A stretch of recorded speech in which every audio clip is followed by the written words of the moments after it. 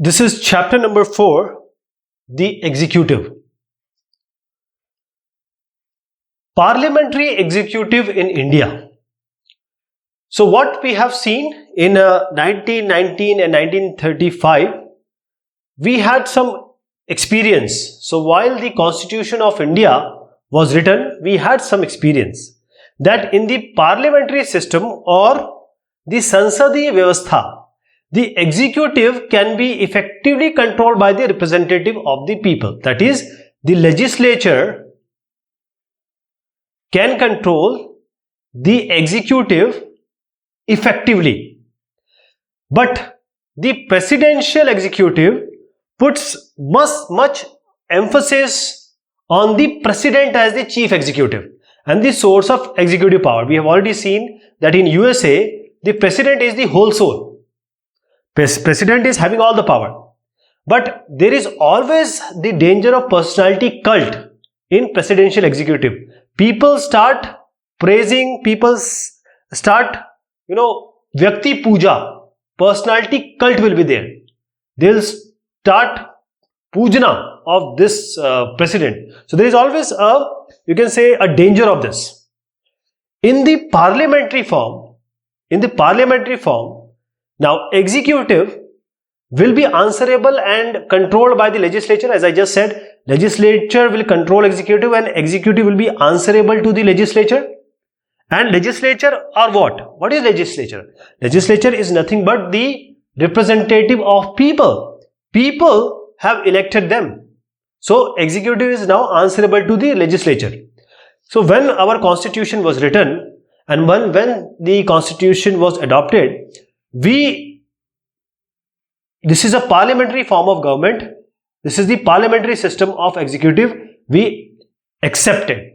So the Constitution of India adopted the parliamentary system of executive for the government, both at the national level as well as the state levels. According to this system, there is a president who is the formal head of the state of India. So president, he is the, please understand this word, formal. He is just a formal head of the state of India.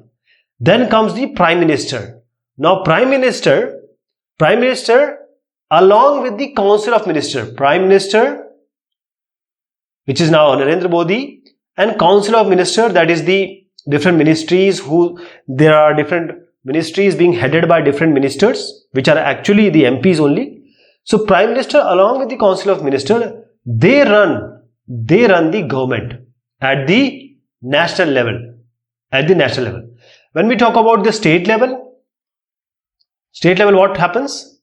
Same thing is there, but here the chief minister and along with the council of ministers, which are by the chief minister, and these are nothing but these are people, MLAs, who are in majority and they have chosen this CM as their leader.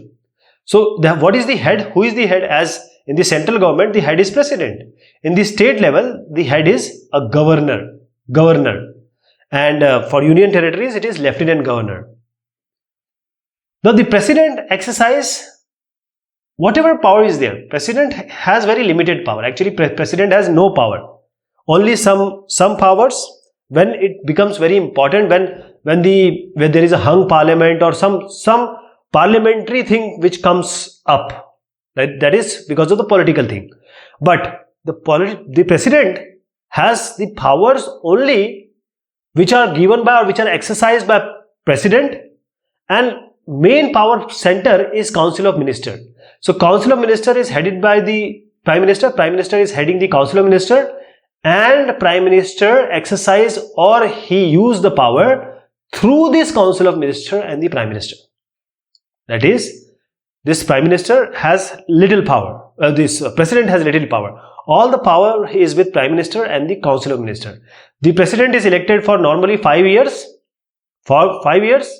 And the president is elected not by the ordinary citizen, as this council of ministers and prime minister, they all are directly elected by the people of the country. But president is not elected by us. They are elected. The president is elected by whom? They are elected by the MPs that is Member of Parliament, Lok Sabha, Rajya Sabha, and the MLAs, the Member of Legislative Assembly of the states. And this is done with a method of proportional representation. We have already discussed about this proportional representation, and also with single transferable vote. So this is how it is done. The Prime Minister and the Council of Ministers, they have the support of the majority in Lok Sabha. So if this is the Lok Sabha, there is a majority MP, a party or a coalition of MPs. The leader of this coalition or a single party, for example, in 2019 and 2014, BJP has maximum number of MPs.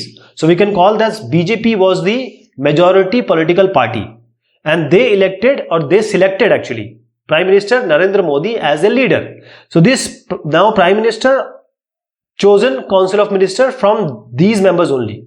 So the Prime Minister and the Council of Ministers, they have support of majority, because this is the majority. That is why they have formed the government in the Lok Sabha, and they are the real executive. Who are the real executive? Prime Minister and Council of Ministers. In most of the cases, the President have to follow the advice of the Council of Ministers. The President has to follow the advice and suggestion by the Council of Ministers. 42nd and 44th amendment was there, and after that it was being said, there is an amendment that the President has to follow, he is badhya, he is forced to follow whatever advices are given by the Council of Ministers. Now, first President was Dr. Rajendra Prasad. The previous one was Pranab Mukherjee ji. Right now we have Ramnath Kovind Sahab as our latest President. Now, what are the discretionary power of President? As I just said, that President in the Sansadiya Vyavastha, parliamentary system, he is just a rubber stamp. They all are rubber stamp. But it's not like that. Constitutionally, the President has a right to be informed. That is, the Prime Minister has the duty to inform President of what all is going on. Important matters, all the deliberations of Council of Ministers, all has to be informed to the President of India. But as I said, he is Ramnath Kovind Sahab, 14th President of India.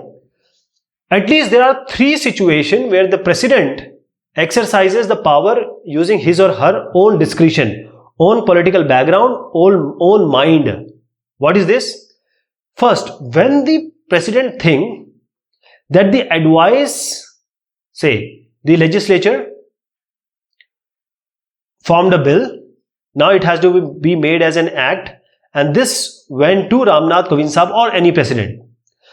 Now, when the President sees that this bill has some flaw, there is some legal lacuna, President, in the best interest of the country, he can send the bill back, and he will ask the legislature, that is the Parliament, to have a look again, to reconsider this decision.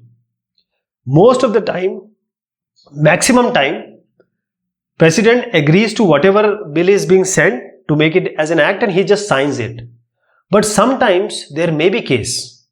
But if the bill is again resent to the President, he is bound to sign it, to accept it. Right? First is this one. He may reconsider, he may send it for reconsideration. Now the second one is, the President has a veto power, which is also called as a pocket veto. That is, now the bill has come to the President. President does not want to sign it. Other than money bill he has to agree in any terms. But anything other than the money bill, when it goes to the President, now he doesn't want to give assent, or he doesn't want to accept it. What he'll do? He will keep this bill for whatever time he needs. That is, he will keep this bill in his pocket. That is called the veto. That is, the president just keep the bill pending with him without any time limit. In the Constitution of India, there is no time limit being given that the president has to sign it or to accept it in this period. So he will just keep it in his pocket, and this is called, that is why it is called as a pocket veto. There is third discretionary power, which is with the President of India. The third comes with the political circumstances. What are the political circumstances? Rajnitik situation. Now, what happens? There is a hung parliament. What happens? This is a parliament. Now, one party has 100 MP, other party has 100, this has 150, others have less, Now, in this scenario, what will happen? This will come, this party will say, okay, we can make the government. This comes, they say, no, we will make the government. This came, they say to the president, we can make the government. So there is no clear majority. For example, we have 543 seats now.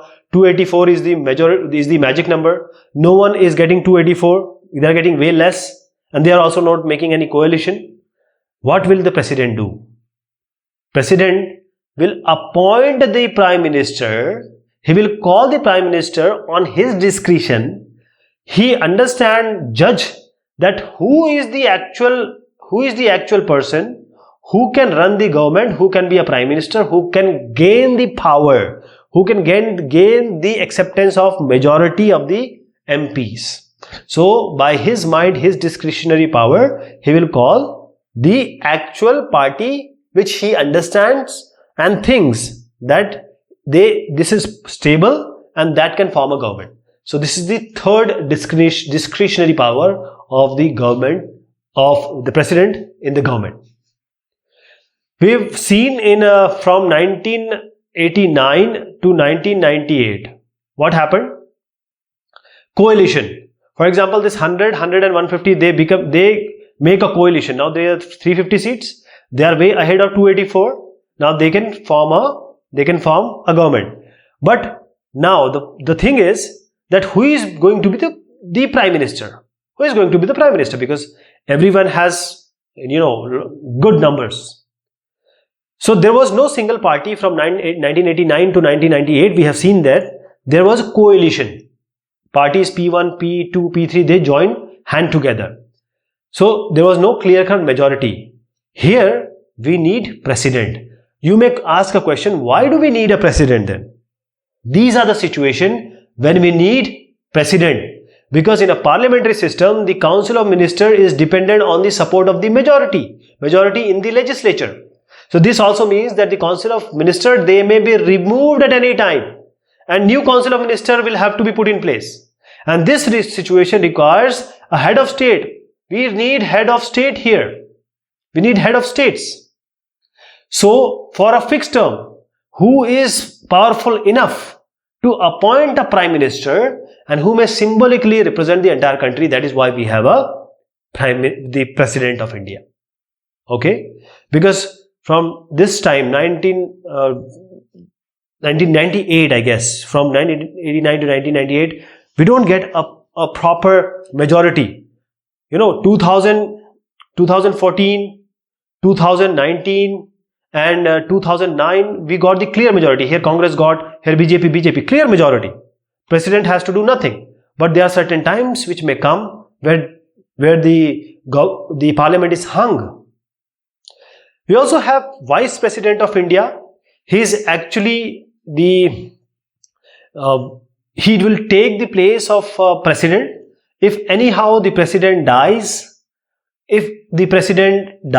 or he resigns, or he can only be removed by impeachment. That is Mahabhyog. So if it is removed by impeachment, then the Vice President is going to take the place of President. I am saying Vice President will not become President. He will be a Karyakari person. He will take all the work of President until new President is in the place, right? And the Vice President is also elected for 5 years. He also is elected by a electoral college, by the PR system, proportional this representation system, right?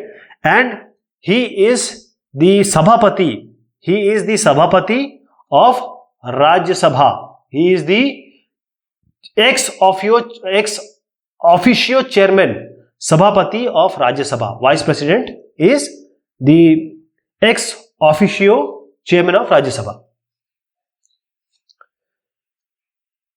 Now coming to the discussion of Prime Minister of India. So now this topic is very important, and we are going to take this topic of Prime Minister in the next discussion. So till then, thank you so much. Take care of yourself.